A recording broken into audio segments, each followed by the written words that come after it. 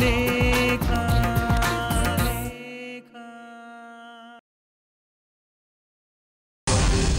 Hello, ಹೌದ್ರಿ, ಅವನೇ phone ಮಾಡಿರೋದು, ನಾನಲ್ಲ.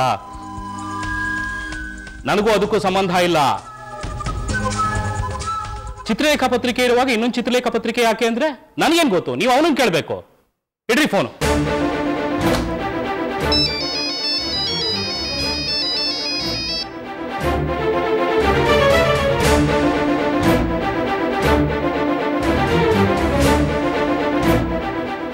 ಮಾವ, ಏನಾಯ್ತು? ಬೆಳಗ್ಗೆಯಿಂದ ಒಂದೇ ಸಮ ಫೋನ್ ಕಾಲಮ್ಮ. ನಿಮ್ಮ ಮಗ ಪತ್ರಿಕೆ ಶುರು ಮಾಡ್ತಾ ಇದ್ದಾನಂತೆ. ನಿಮ್ಮ ಪತ್ರಿಕೆ ಬೇರೆ, ಅವ್ರ ಪತ್ರಿಕೆ ಬೇರೆನಾ? ಯಾಕೆ ಶುರು ಮಾಡ್ತಾ ಇದ್ದಾನೆ? ನಿಮಗೂ ಅವ್ರಿಗೂ ಸಂಬಂಧ ಸರಿ ಇಲ್ವಂತೆ. ಬರೀ ಇಂಥದೇ ಪ್ರಶ್ನೆಗಳು ಕೇಳಿ ಕೇಳಿ ತಲೆ ಚಿಟ್ಟಿಡ್ದು ಹೋಗಿದೆ. ಅದಕ್ಕೆ ಫೋನ್ ಸ್ವಿಚ್ ಆಫ್ ಮಾಡಿಬಿಟ್ಟೆ. ಅನಿ, ಹೋಗೋಣಪ್ಪ. ಅಮ್ಮ, ನಾನು ರೆಡಿ, ಹೊರಡೋಣ. ಜಾನು ಕರೆದು ಬಿಡ್ತೀನಿ. ಜಾನು, ಜಾನು, ಏನತ್ತೆ? ರೆಡಿನಮ್ಮ ನೀನು? ನಾನು ರೆಡಿ. ಹೋಗೋಣವಾ? ಎಲ್ಲಿಗೆ? ಜಾನು, ಇವತ್ತು ನನಗೆಷ್ಟು ಸಂತೋಷ ಆಗ್ತಿದೆ ಗೊತ್ತಾ? ಇವತ್ತು ನಮ್ಮ ಪತ್ರಿಕೆ ಬಿಡುಗಡೆ ಆಗ್ತಿದೆ. ಈ ಸಂತೋಷದಲ್ಲಿ ನೀನು ಭಾಗಿಯಾಗ್ತಿರೋದು ನನಗೆ ತುಂಬ ಖುಷಿ ಸಿಗ್ತಾ ಇದೆ. ಸಾರಿ ಅತ್ತೆ, ನಾನು ರೆಡಿ ಆಗಿದ್ದೀನಿ ಅಂತ ಹೇಳಿದೆ, ಆದರೆ ಪತ್ರಿಕೆ ಬಿಡುಗಡೆಗೆ ನಾನು ಬರ್ತಾ ಇದ್ದೀನಿ ಅಂತ ಹೇಳಿಲ್ಲ. ಏನಮ್ಮ ಜಾನು ಈ ಥರ ಮಾತಾಡ್ತಿದ್ಯಾ? ಇದು ನಿನ್ನ ಗಂಡನ ಪತ್ರಿಕೆಮ್ಮ. ಅಲ್ಲ ಜಾನು, ನಾವಿಬ್ಬರೇ ಅವ್ನ ಕೈ ಬಿಟ್ಟರೆ ಅವ್ನ ಕೈ ಹಿಡಿಯೋರು ಯಾರಿದ್ದಾರೆ ಹೇಳು? ಸಾರಿ ಅತ್ತೆ, ನಿಮ್ಮಷ್ಟು ಕ್ಷಮಾಗುಣ ನನ್ನಲ್ಲಿಲ್ಲ. ಇಲ್ಲಿ ಅನ್ಯಾಯ ಆಗಿರೋದು ನನಗೆ, ನಿಮ್ಗಲ್ಲ. ದಯವಿಟ್ಟು ಹೋಗಿ. ಜಾನು ಪ್ಲೀಸ್ ಜಾನು, ನಾನು ನಿನ್ನ ಕೇಳ್ಕೊಳ್ತಾ ಇದ್ದೀನಮ್ಮ. ಅತ್ತೆ ಪ್ಲೀಸ್, ನಾನು ಬರೋದಿಲ್ಲ. ದಯವಿಟ್ಟು ನೀವು ಹೋಗಿ. ಹಾಗನ್ಬೇಡ ಜಾನು. ಒಬ್ಬ ಗಂಡಸು ಯಶಸ್ಸು ಸಾಧಿಸಬೇಕು ಅಂತಂದರೆ ಅವನ ಹೆಂಡತಿ ಕಾಲ್ಗುಣ, ಅದೃಷ್ಟ, ಹಾರೈಕೆ ಎಲ್ಲ ಮುಖ್ಯ. ಈಗ ನೋಡು, ನಿಮ್ಮ ಮಾವ ಈ ಮಟ್ಟಿಗೆ ಬೆಳೆದಿರೋದು ನನ್ನ ಮದುವೆ ಮಾಡ್ಕೊಂಡಿದ್ದಕ್ಕೆ. ನಾನು ಅವ್ರ ಹೆಂಡತಿಯಾಗಿ ಬಂದಿದ್ದಕ್ಕೆ ಅವರು ಈ ಮಟ್ಟಕ್ಕೆ ನಿಂತಿರೋದು. ನೀನು ಹಾಗೆ ಅನಿನ ಹಾರೈಸಿದ್ರೆ ಅವನು ಎಲ್ಲೋ ಹೋಗ್ಬಿಡ್ತಾನಮ್ಮ. ಪ್ಲೀಸ್ ಜಾನು. ನೀವು ಹೇಳ್ತಾ ಇರೋದು ಕರೆಕ್ಟ್ ಅತ್ತೆ. ನಿಮ್ಮ ಮಗಂಗೆ ನಾನೊಬ್ಳೆ ಹೆಂಡತಿ ಆಗಿದ್ರೆ ನನ್ನ ಲಕ್ಕು ಅವ್ರ ಏಳಿಗೆಗೆ ಕಾರಣ ಆಗಿರೋದು. ಆದರೆ ನಿಮ್ಮ ಮಗಂಗೆ ನಾನೊಬ್ಳೆ ಹೆಂಡತಿ ಅಲ್ವಲ್ಲ. ಅಯ್ಯೋ ಜಾನು, ನೀನಿನ್ನೂ ಅದನ್ನೇ ಮನಸ್ಸಿನಲ್ಲಿ ಇಟ್ಕೊಂಡಿದ್ಯಾ?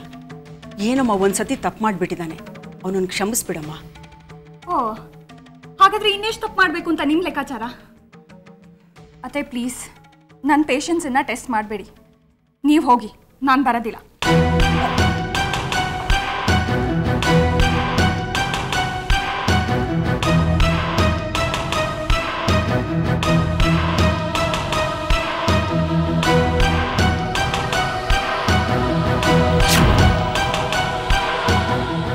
ಸತ್ಯದೆ, ಹೊರಡೋಣವಾ?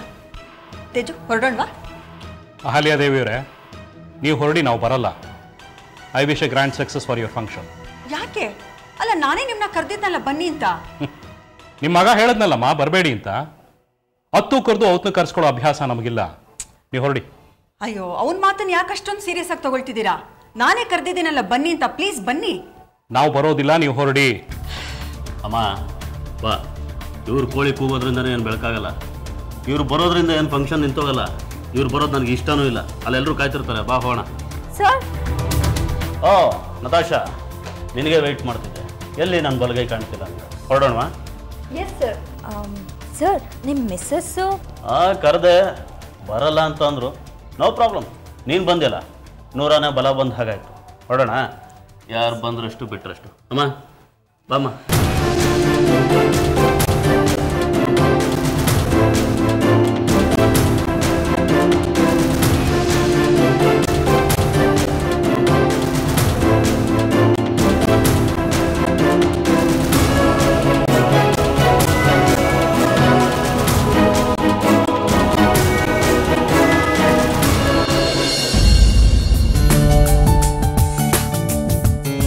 ಡಿಯರ್ ಕೊಲೀಗ್ಸ್, ನನಗೆ ಪತ್ರಿಕೆ ಮಾಡೋ ಉದ್ದೇಶ ಇರಲಿಲ್ಲ. ಪತ್ರಿಕೆ ಮಾಡೋದಕ್ಕೆ ಪ್ರೇರಣೆ ಮತ್ತು ಕಾರಣ ನಮ್ಮಮ್ಮ. She is my god mother. ನನ್ನಲ್ಲಿ ಛಲ ತುಂಬಿ ಪತ್ರಿಕೆ ಹೊರಗೆ ಬರೋದಕ್ಕೆ ಕಾರಣ ಆಗಿದ್ದಾರೆ. ಈ ಪತ್ರಿಕೆ ಇಡೀ ರಾಜ್ಯದಲ್ಲಿ ಬಿಡುಗಡೆ ಮಾಡೋದಕ್ಕೆ ನನ್ನ ತಾಯಿನ ಬಿಟ್ಟರೆ ಬೇರೆ ಯಾರೂ ಸರಿ ಇಲ್ಲ ಅಂತ ಅನ್ನಿಸ್ತು. ಅದಕ್ಕೆ ಈಗ ನಮ್ಮಮ್ಮ ಪತ್ರಿಕೆನ ಬಿಡುಗಡೆ ಮಾಡ್ತಿದ್ದಾರೆ.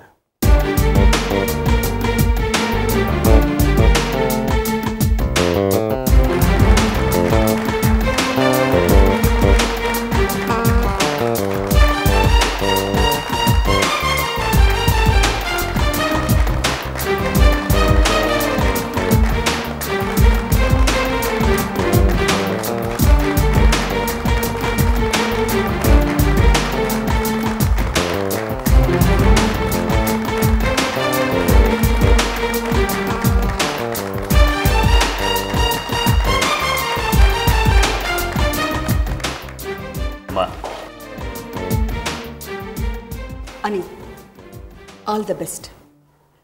ನೀನು ತುಂಬ ಎತ್ತರಕ್ಕೆ ಬೆಳಿಬೇಕು. ಅದ್ಭುತವಾದ ಯಶಸ್ಸು ನಿನಗೆ ಸಿಗಬೇಕು. ದೇವರಲ್ಲಿ ಮನಸ್ಸು ತುಂಬಿ ಕೇಳ್ಕೊಳ್ತೀನಿ, ನಿನಗೆ ಒಳ್ಳೆಯದಾಗಲಿ, ತುಂಬ ಎತ್ತರಕ್ಕೆ ಬೆಳಿಬೇಕು ಅನಿ. ಥ್ಯಾಂಕ್ಸ್ ಮಾ, ನಿನ್ನ ಆಶೀರ್ವಾದ. ನನ್ನ ಮಗ ಹೈಲಿ ಟ್ಯಾಲೆಂಟೆಡ್ ಫೆಲೋ. ಅವನ ಟ್ಯಾಲೆಂಟು ಹಾಗೆ ವೇಸ್ಟ್ ಆಗ್ತಿತ್ತು. ಅದಕ್ಕೆ ಅವನನ್ನು ಹುರಿದುಂಬಿಸಿ ಈ ಪತ್ರಿಕೆ ಮಾಡಿದ್ದೀವಿ. ಈ ಪತ್ರಿಕೆನ ನಿಮ್ಮ ಪತ್ರಿಕೆ ಅಂತ ಬೆಳೆಸಬೇಕು. ಕನ್ನಡ ಪತ್ರಿಕಾ ಪ್ರಪಂಚದಲ್ಲಿ ಈ ಪೇಪರು ತುಂಬ ಹೆಸರು ಗಳಿಸಬೇಕು. ಅದಕ್ಕೆಲ್ಲ ನಿಮ್ಮೆಲ್ಲರ ಸಹಕಾರ ಬೇಕು. ನನ್ನ ಮಗ ಅನಿರುದ್ಧು ನಿಮ್ಮಿಂದ ಬೆಳಿಬೇಕು.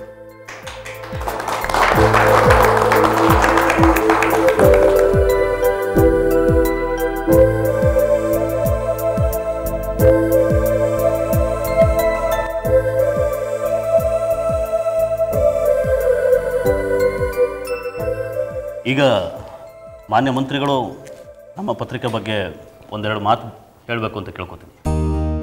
ಎಲ್ರಿಗೂ ನನ್ನ ನಮಸ್ಕಾರ. ಈ ದಿನ ಪತ್ರಿಕಾ ರಂಗದಲ್ಲೇ ಒಂದು ಒಳ್ಳೆಯ ಸುದಿನ. ಯಾಕಂದರೆ ನಮ್ಮ ಅಹಲ್ಯ ಮೇಡಮ್ ಅವರ ಸುಪುತ್ರರಾದ ಅನಿರುದ್ಧ ಅವರು ನ್ಯೂ ಚಿತ್ರಲೇಖ ಎಂಬ ಪತ್ರಿಕೆಯನ್ನು ಬಿಡುಗಡೆ ಮಾಡ್ತಿದ್ದಾರೆ.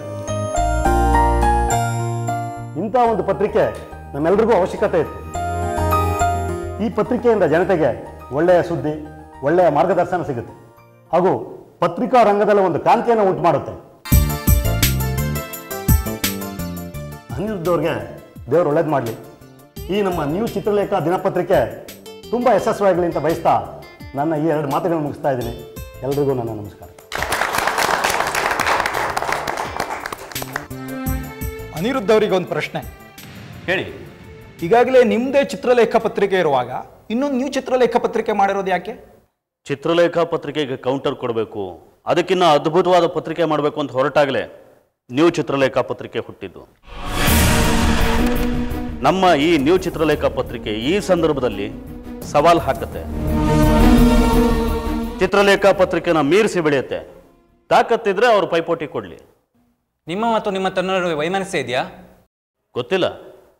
ಇದ್ರೂ ಇರಬಹುದು, ಇರದೇನೂ ಇರಬಹುದು. ಈ ಸಮಾರಂಭಕ್ಕೆ ಸತ್ಯದೇವ್ ಅವರೇ ಬಂದಿಲ್ವಲ್ಲ, ಜೊತೆಗೆ ತೇಜಸ್ವಿನವರು ಕೂಡ. ನಾವು ಆಹ್ವಾನ ಕೊಟ್ಟವ್ರು ಮಾತ್ರ ಬಂದಿದ್ದಾರೆ. ಒಂದೇ ಮಾರ್ಕೆಟಲ್ಲಿ 2 ಚಿತ್ರಲೇಖ ಪತ್ರಿಕೆ ಅಂದರೆ ಗೊಂದಲ ಆಗಲ್ವಾ? ಖಂಡಿತ ಇಲ್ಲ. ನಮ್ಮ ಪತ್ರಿಕೆ ವಿಭಿನ್ನವಾಗಿ ನಿಲ್ಲುತ್ತೆ. ಒಟ್ಟಾರೆ ನಿಮ್ಮ ತಂದೆ ವಿರುದ್ಧ ಮಾಡ್ತಾ ಇರುವ ಪತ್ರಿಕೆ ಅಂತ ಹೇಳ್ಬಹುದಾ? ಗೊತ್ತಿಲ್ಲ. ನೀವೇನು ಬೇಕಾದರೂ ಕರ್ಕೋಬಹುದು. ನಾವು ಬೆಳಿತೀವಿ, ಎದ್ದು ನಿಲ್ತೀವಿ.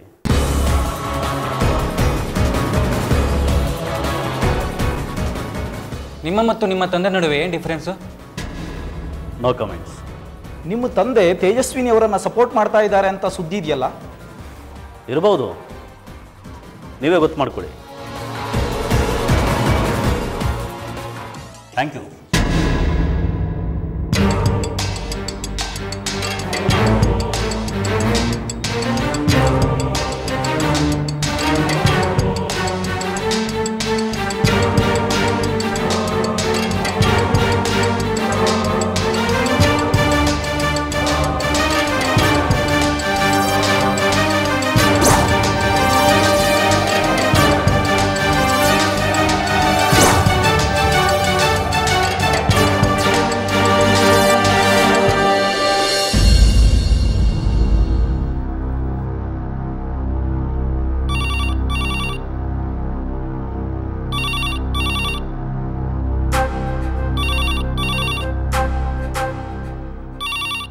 ಚೈತ್ರ, ಆ ಫೋನ್ ಎತ್ತಿಡಮ್ಮ, ಬೆಳಗ್ಗೆಯಿಂದ ಹೊಡ್ಕೋತಾ ಇದೆ.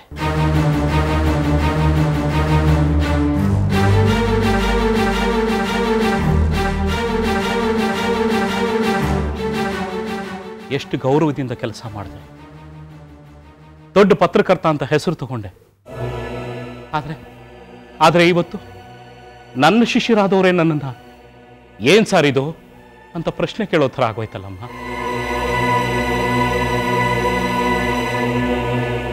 ಸರ್, ಯಾರ ಮಗು? ಪ್ರೆಸ್ ರಿಪೋರ್ಟರ್ಸ್ ಮಾವ. Press reporters?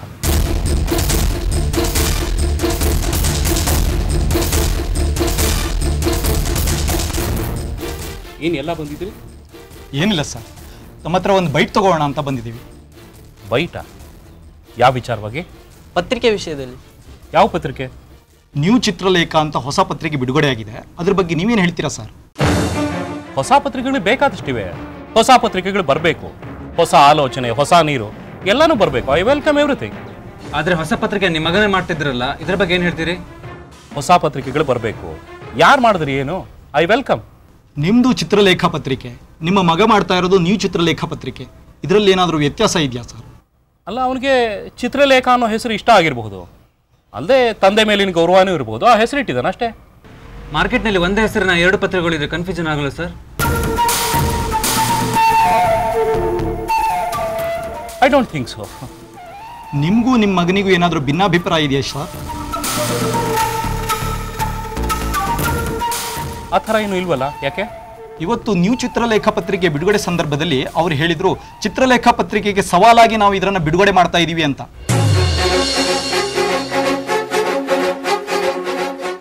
ಅದಕ್ಕೆ ನೀವೇನು ಹೇಳ್ತೀರಾ ಸರ್?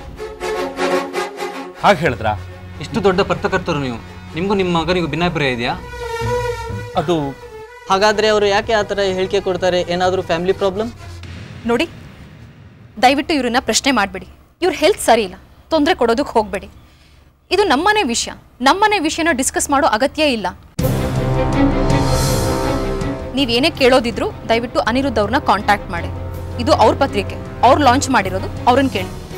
ಮಾವ, ನೀವು ಹೊರಡಿ. ಜಾನು ಪ್ಲೀಸ್, ನಾನು ನಿಮ್ಗೆ ಹೇಳಿದ್ನಲ್ಲ, ಈ ಪತ್ರಿಕೆನ ಲಾಂಚ್ ಮಾಡಿರೋದು ಅನಿರುದ್ಧ ಅವರು. ನಿಮ್ಗೆ ಏನೇ ಪ್ರಶ್ನೆಗಳಿದ್ರು ದಯವಿಟ್ಟು ಅನಿರುದ್ಧ ಅವ್ರನ್ನ ಕೇಳಿ. ಪರವಾಗಿಲ್ಲ, ಪರವಾಗಿಲ್ಲ.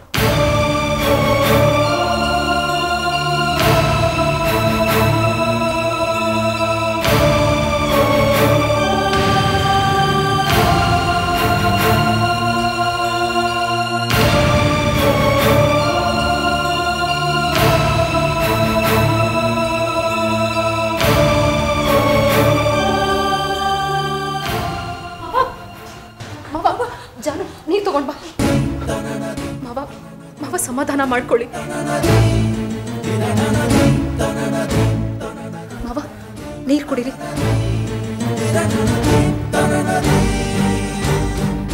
ಸಾಕು ಸಾಕು, ಹೋಯ್ತಲ್ಲಮ್ಮ ನನ್ನ ಮರ್ಯಾದೆ. ನಮ್ಮ ಮನೇಲಿ ಏನು ಸರಿ ಇಲ್ಲ ಅಂತ ಜಗತ್ ಜಾಹೀರಾಗೋಯ್ತು. ಎಲ್ಲ ಹಾಳು ಮಾಡ್ಬಿಟ್ಟ. ಮಾವ ಆಗಿದ್ದಾಗೋಯ್ತು, ಸಮಾಧಾನ ಮಾಡ್ಕೊಳ್ಳಿ. ನೀವಿಷ್ಟೊಂದು ಅಪ್ಸೆಟ್ ಆಗಬೇಡಿ. ಈ ಫಂಕ್ಷನ್ ಎಷ್ಟು ಚೆನ್ನಾಗಾಯ್ತಲ್ವೇನೋ, ಇಷ್ಟು ಗ್ರ್ಯಾಂಡಾಗಿ ಆಗುತ್ತೆ ಅಂತ ನಾನು ಎಕ್ಸ್ಪೆಕ್ಟ್ ಮಾಡಿರಲಿಲ್ಲ. ನಾನು ಕೈ ಇಟ್ಕೊಂಡು ಸಕ್ಸಸ್ ಆಗಲೇಬೇಕು. ಸತ್ಯದೇವ್, ನೀವು ಪ್ರೋಗ್ರಾಮ್ಗೆ ಬರಬೇಕಾಗಿತ್ತು, ಆದರೆ ದಿಮಾಗ್ ತೋರಿಸಿದ್ರಿ. ಪ್ರೋಗ್ರಾಮ್ ಮಾತ್ರ ಗ್ರ್ಯಾಂಡ್ ಸಕ್ಸಸ್ ಗೊತ್ತಾ? ರೇ ಸೋಮೆ, ನನ್ನ ಪತ್ರಿಕೆ ಬಿಡುಗಡೆ ಆಗೋಯ್ತು. ನಾನು ಹೊಸ ಪತ್ರಿಕೆ, ಜನ ಕಳೆದು ಹೋಗ್ಬಿಟ್ರು ನೋಡ್ಬಿಟ್ಟು. ನಿಮ್ಮಪ್ಪನ ಮೀರಿಸ್ಬಿಟ್ಟೆ ಅಂತ ಬೆನ್ನು ತಟ್ಟಿಬಿಟ್ರು ನನಗೆ.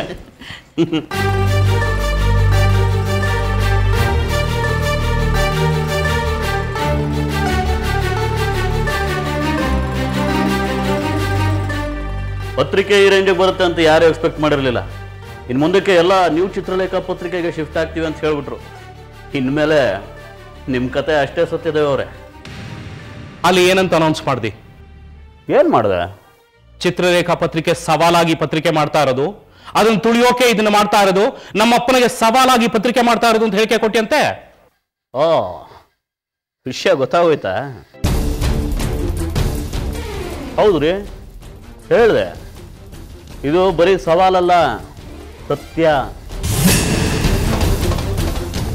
ಏನ್ ಮಾಡಕ್ ಹೊರಟಿದ್ಯಾ ನೀನು? ಈ ತರ ಹೇಳಿಕೆ ಕೊಡೋ ಅನಿವಾರ್ಯತೆ ಏನಿತ್ತು?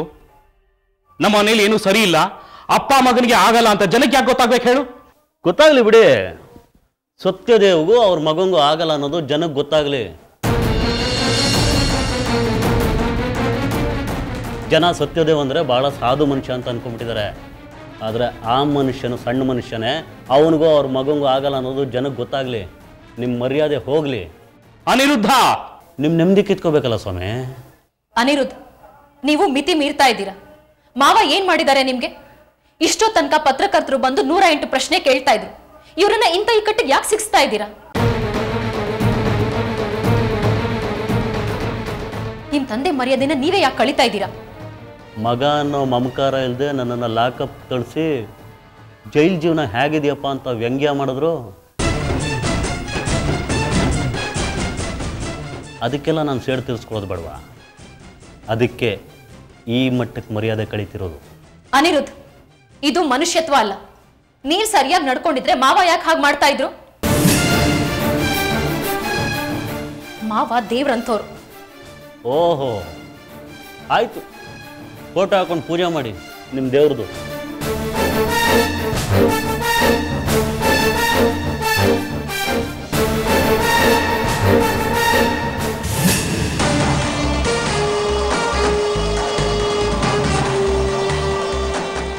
ಎಲ್ರಿಗೂ ನಮ್ಮಪ್ಪ ದೇವರಿರ್ಬೋದು, ಆದರೆ ನನಗೆ ಮಾತ್ರ ದುಶ್ಮನ್.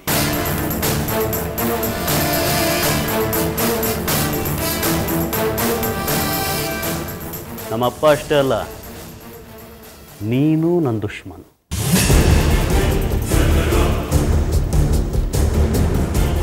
ಇಷ್ಟಕ್ಕೆ ಮುಗಿಲಿಲ್ಲ, ನನ್ನ ಪತ್ರಿಕೆ ಲಾಂಚ್ ಆಯಿತು.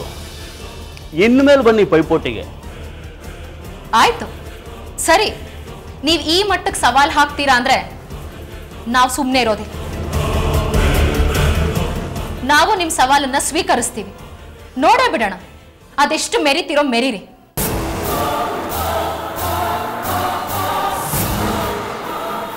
ಬನ್ನಿ ಮಾವ, ಬನ್ನಿ.